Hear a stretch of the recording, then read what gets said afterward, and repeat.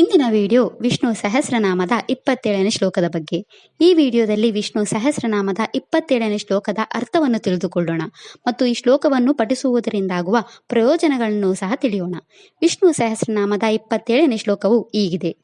ಅಸಂಖ್ಯೇಯೋ ಪ್ರಮೇಯಾತ್ಮ ವಿಶಿಷ್ಟಾಶಿಷ್ಟ ಕೃಚೂಚಿಃ ಸಿದ್ಧಾರ್ಥ ಸಿದ್ಧ ಸಂಕಲ್ಪ ಸಿದ್ಧಿದಾ ಸಿದ್ಧಿ ಸಾಧನಃ. ಈ ಶ್ಲೋಕದಲ್ಲಿ ಭಗವಾನ್ ವಿಷ್ಣುವಿನ 9 ನಾಮಗಳಿವೆ. ಈಗ ಭಗವಾನ್ ವಿಷ್ಣುವಿನ ಈ ಪ್ರತಿಯೊಂದು ನಾಮದ ಅರ್ಥವನ್ನು ತಿಳಿದುಕೊಳ್ಳೋಣ. ಮೊದಲ ವಿಷ್ಣು ನಾಮವು ಹೀಗಿದೆ. ಓಂ ಅಸಂಖ್ಯಾಯಾಯ ನಮಃ. ಈ ವಿಷ್ಣು ನಾಮದ ಅರ್ಥ ಭಗವಾನ್ ವಿಷ್ಣು ಎಣಿಕೆಗೆ ಮೀರಿದವನು ಅಥವಾ ಅನಂತನಾದವನು. ಅವನು ವಿಭಿನ್ನ ಹೆಸರುಗಳು ಮತ್ತು ವಿಭಿನ್ನ ರೂಪಗಳನ್ನು ಹೊಂದಿರುವವನು. ಎರಡನೇ ವಿಷ್ಣು ನಾಮವು ಹೀಗಿದೆ. ಓಂ ಅಪ್ರಮೇಯಾತ್ಮನೇ ನಮಃ.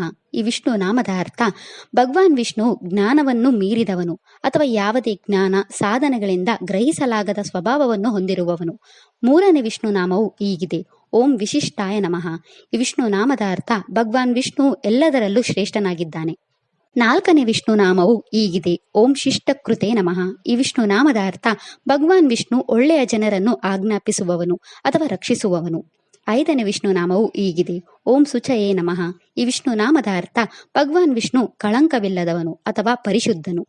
ಆರನೇ ವಿಷ್ಣು ನಾಮವು ಹೀಗಿದೆ. ಓಂ ಸಿದ್ಧಾರ್ಥಾಯ ನಮಃ. ಈ ವಿಷ್ಣು ನಾಮದ ಅರ್ಥ ಭಗವಾನ್ ವಿಷ್ಣು ತನಗೆ ಬೇಕಾದ ಎಲ್ಲವನ್ನು ಹೊಂದಿರುವವನು ಅಥವಾ ಯಾವಾಗಲೂ ಒಳ್ಳೆಯ ಉದ್ದೇಶವನ್ನು ಪೂರೈಸುವವನು. ಏಳನೇ ವಿಷ್ಣು ನಾಮವು ಹೀಗಿದೆ. ಓಂ ಸಿದ್ಧ ಸಂಕಲ್ಪಾಯ ನಮಃ. ಈ ವಿಷ್ಣು ನಾಮದ ಅರ್ಥ ಭಗವಾನ್ ವಿಷ್ಣು ತಾನು ಬಯಸಿದನ್ನೆಲ್ಲ ಅರಿತುಕೊಳ್ಳುವವನು ಅಥವಾ ಯಾವಾಗಲೂ ಸಂಕಲ್ಪಗಳನ್ನು ಪೂರೈಸುವವನು. ಎಂಟನೇ ವಿಷ್ಣು ನಾಮವು ಹೀಗಿದೆ. ಓಂ ಸಿದ್ಧಿದಾಯ ನಮಃ. ಈ ವಿಷ್ಣು ನಾಮದ ಅರ್ಥ ಭಗವಾನ್ ವಿಷ್ಣು ಭಕ್ತರಿಗೆ ಅವರ ಆಸೆಗಳನ್ನು ಸಾಧಿಸುವ ಸಾಮರ್ಥ್ಯವನ್ನು ನೀಡುವವನು ಅಥವಾ ಅವರ ಅರ್ಹತೆಗೆ ಅನುಗುಣವಾಗಿ ಎಲ್ಲ ಸಿದ್ಧಿಗಳನ್ನು ದಯಪಾಲಿಸುವವನು. ಒಂಬತ್ತನೇ ವಿಷ್ಣು ನಾಮವು ಹೀಗಿದೆ. ಓಂ ಸಿದ್ಧಿ ಸಾಧನಾಯ ನಮಃ. ಈ ವಿಷ್ಣು ನಾಮದ ಅರ್ಥ ಭಗವಾನ್ ವಿಷ್ಣು ನಮ್ಮ ಎಲ್ಲ ಆಸೆಗಳಿಗೆ ಕಾರಣನಾದವನು ಮತ್ತು ನಮ್ಮ ಕೆಲಸಗಳನ್ನು ಈಡೇರಿಸುವವನು. ವಿಷ್ಣು ಸಹಸ್ರನಾಮದ ಈ 27ನೇ ಶ್ಲೋಕವು ಭಗವಾನ್ ವಿಷ್ಣು ಅನಂತ ರೂಪಗಳನ್ನು ಹೊಂದಿರುವವನು. ಅವನು ಜ್ಞಾನ ಮತ್ತು ಆನಂದದ ಸಾಕಾರ, ಚಿತ್ತ ಮತ್ತು ಚಿತ್ತೇತರ ಜೀವಗಳಿಗಿಂತ ಭಿನ್ನ. ಅವನು ಎಲ್ಲ ಜನರಿಗೆ ಶುಭವನ್ನು ತರುತ್ತಾನೆ ಮತ್ತು ಅವನು ಯಾವಾಗಲೂ ಶುದ್ಧ. ಎಲ್ಲ ಜೀವಿಗಳು ಅವನ ನಿಯಂತ್ರಣದಲ್ಲಿರುತ್ತವೆ. ಅವನು ಎಲ್ಲವನ್ನು ತಕ್ಷಣವೇ ಸಾಧಿಸಬಲ್ಲನು. ಅವನು ನಮಗೆ ಎಲ್ಲ ಸಿದ್ಧಿಗಳನ್ನು ನೀಡುತ್ತಾನೆ ಮತ್ತು ಅವನು ಸ್ವತಃ ಸಿದ್ಧಿಯ ರೂಪದಲ್ಲಿರುತ್ತಾನೆ. ಈ ಶ್ಲೋಕವನ್ನು ಪಠಿಸುವುದರಿಂದ ನಿಮ್ಮ ಎಲ್ಲ ಆಸೆಗಳು ಈಡೇರುತ್ತವೆ ಎಂದು ಹೇಳಲಾಗುತ್ತದೆ. ಈ ಶ್ಲೋಕವು ನಿಮ್ಮ ಎಲ್ಲ ಆಸೆಗಳನ್ನು ಪೂರೈಸುತ್ತದೆ. ಈ ಶ್ಲೋಕವು ನಮ್ಮ ಜೀವನದಲ್ಲಿ ಅಗತ್ಯವಿರುವ ಎಲ್ಲ ಸಿದ್ಧಿಗಳನ್ನು ನೀಡುವ ಸಾಮರ್ಥ್ಯವನ್ನು ಹೊಂದಿದೆ.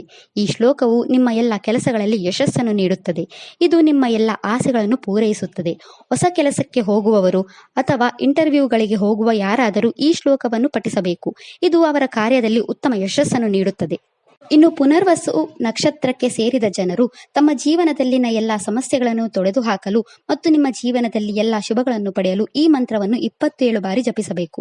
ಇದಿಷ್ಟು ವಿಷ್ಣು ಸಹಸ್ರನಾಮ ಸ್ತೋತ್ರದ 27ನೇ ಶ್ಲೋಕದ ಕುರಿತಾಗಿತ್ತು.